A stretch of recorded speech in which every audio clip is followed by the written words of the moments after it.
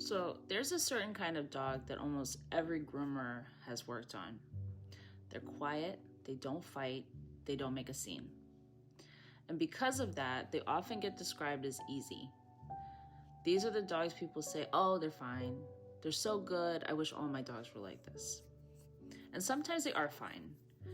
But sometimes quiet doesn't mean comfortable.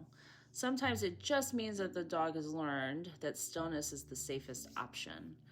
And a lot of dogs don't escalate when things get hard. They don't growl, they don't thrash, they don't try to get away. They do the opposite. They get real still. Movements get real small. Their muscles are super tight, and eyes stop wandering. They stop looking around. They freeze.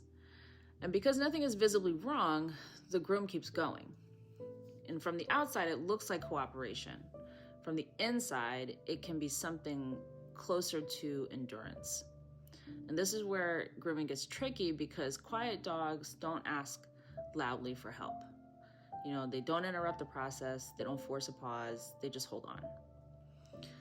And stillness makes our job easier. It lets us finish. It keeps the groom moving. It reduces conflict in the moment. So it makes sense that we learn to associate quiet with stillness.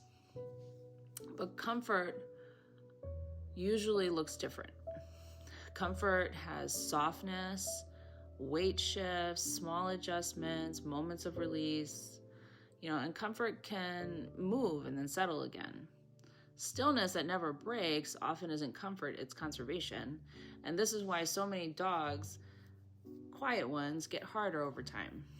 And it's not because grooming is bad, it's because they never get a chance to recover inside the process.